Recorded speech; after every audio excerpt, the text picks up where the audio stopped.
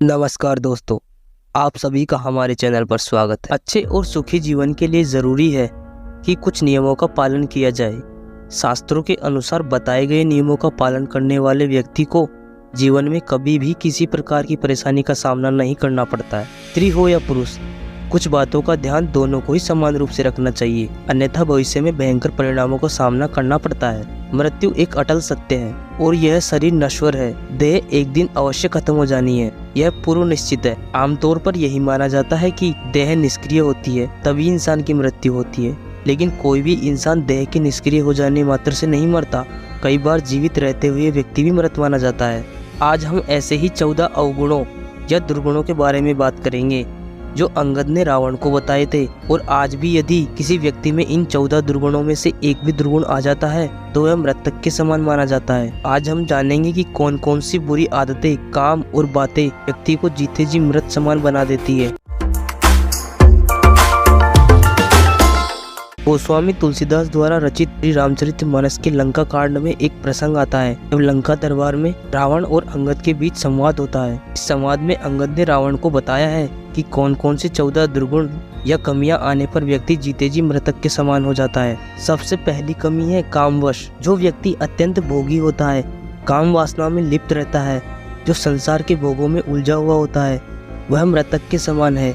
जिसके मन की इच्छाएं कभी खत्म नहीं होती और जो प्राणी सिर्फ अपनी इच्छाओं के अधीन होकर ही जीता है, वह जीवित होने के बावजूद भी मृतक के समान ही है। दूसरी कमी है वाम मार्गी। जो व्यक्ति पूरी दुनिया से उल्टा चले, अर्थात जो संसार की हर बात के पीछे नकारात्मकता खोजता हो, नियमों, परंपराओं और लोक व्यवहार के खिलाफ चलता हो, वह वाम मार्गी कहलाता है। ऐसे काम करने वाले लोग मृत समान माने गए हैं। तीसरा अवगुण है कंजूसी करना। जो व्यक्ति अति कंजूसी करता है वह भी मरे हुए के समान ही होता है। जो व्यक्ति धर्म के कार्य करने में, आर्थिक रूप से किसी कल्याण कार्य में हिस्सा लेने में हिचकिचाता हो और दान देने से बचता हो तथा किसी गरीब की मदद नहीं करता हो, वह आदमी भी मृत के समान ही है। चौथा दुर्गुण है अति दरिद्र होना, अर्थात गरीबी। गरीबी सबसे बड़ा श्राप है।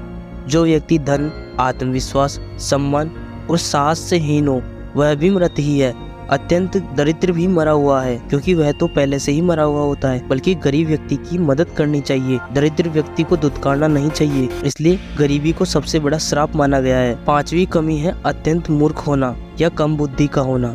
अत्यंत मूढ़ यानी मूर्ख व्यक्ति भी मरा हुआ होता है, जिसके पास विवेक, बुद्धि नहीं हो, जो खुद निर्णय न ले सके, हर काम को समझने या निर्णय लेने को किसी अन्य पर आश्रित हो, ऐसा व्यक्ति भी जीवित होते हुए मृत के समान ही है। छठी कमी है बदनामी। जिस व्यक्ति को संसार में बदनामी मिली हुई है वह भी मरा हुआ है। जो घर, परिवार, कुटुंब, समाज, नगर या राष्ट्र किसी भी इकाई में सम्मान नहीं पाता है, वह व्यक्ति मृत के समान ही होता है। सातवां दुर्गुण है रोगी। जो सदा रोगी रहता है, जो व्यक्ति निरंतर रोगी रहता है, वह भी मरे हुए के समान है। स्वस्थ शरीर के अभाव में मन विचलित रहता है, नकारात्मकता हावी हो जाती है, व्यक्ति मुक्ति की कामना में लग जाता है। जीवित होते हुए भी रोगी व्यक्ति स्वस्थ जीवन के आनंद से वंचित रह जाता है। आठवां अवगुण है अति बूढ़ा। अत्यंत वृद्ध व्यक्ति भी मृत समान होता है, क्योंकि वह अन्य लोगों पर आश्रित हो जाता है। शरीर और बुद्धि दोनों असक्षम हो जाते हैं। ऐसे में कई बार वह स्वयं व उसके परिजन ही उसकी मृत्यु की कामना करने लगते हैं ताकि उसे इन कष्टों से मुक्ति मिल सके। नवा अवगुण है हमेशा क्रोध में रहना। जो व्यक्ति हमेशा क्रोध में रहता है वह भी मृतक के समान ही है। और छोटी बड़ी बात पर क्रोध करना ऐसे लोगों का काम होता है। क्रोध के कारण मन और बुद्धि दोनों ही उसके नियंत्रण से बाहर होते हैं। जिस व्यक्ति का अपने मन और बुद्धि पर नियंत्रण न हो, वह जीवित होकर भी जीवित नहीं माना जाता है। वह केवल अपने क्रोध के वश में काम करता है। 10वां अवगुण है अधखानी, अर्थात जो व्यक्ति पाप कर्मों से अर्जित धन से अपना और अपने परिवार का पालन पोषण करता है, वह व्यक्ति भी मृत समान ही है। उसके साथ रहने वाले लोग भी उसी के समान हो जाते हैं। हमेशा मेहनत और ईमानदारी करके ही धन प्राप्त करना चाहिए। पाप की कमाई पाप में ही जाती है और यह अधिक दिनों तक नहीं रुकती। 11वीं कमी है तनु पोषक। ऐसा व्यक्ति जो पूरी तरह से आत्मसंतुष्टि और खुद के स्वार्थों के लिए ही जीता है, संसार के किसी अन्य प्राणी के लिए उसके मन में कोई संवेदना ना हो, तो ऐसा व्यक्ति भी मृत समान है। जो लोग खाने पीने में, वाहनों में, स्थान के लिए हर बात में सिर्फ यही सोचते हैं कि सारी चीजें पहले हमें ही मिल जाए, बाकी किसी अन्य को ना मिले, वे मृत समान होते हैं। ऐसे लोग समाज और राष्ट्र के लिए अनुपयोगी होते हैं। 12वां अवगुण है निंदक। अकारण निंदा करने वाला व्यक्ति मरा हुआ ही होता है, जिसे दूसरों में सिर्फ कमियां ही नजर आती है।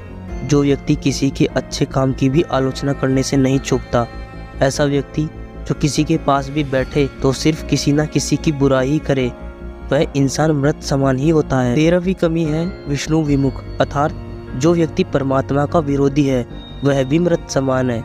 जो व्यक्ति ये सोच लेता है कि कोई परमात्मा है ही नहीं, हम जो करते हैं वही होता है, संसार हम ही चला रहे हैं, जो परम शक्ति में आस्था नहीं रखता है, जो ईश्वर में विश्वास नहीं करता है, वास्तव में ऐसे व्यक्ति मृत के समान ही माने जाते हैं। और अंतिम 14वां अवगुण है संत और वेद विरोधी। जो संतों का, ग्रंथों का, पुराणों, वेदों आदि का विरोध करते हैं, जो इनके ज्ञान को ठुकराते हैं, वो वास्तव में मृत के समान ही माने जाते हैं। तो इस प्रकार जिस व्यक्ति में ये 14 अवगुण होते हैं वो वास्तव में मृत के समान ही होता है।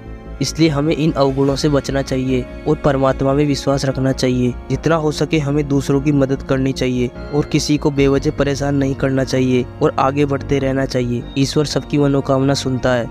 धन्यवाद।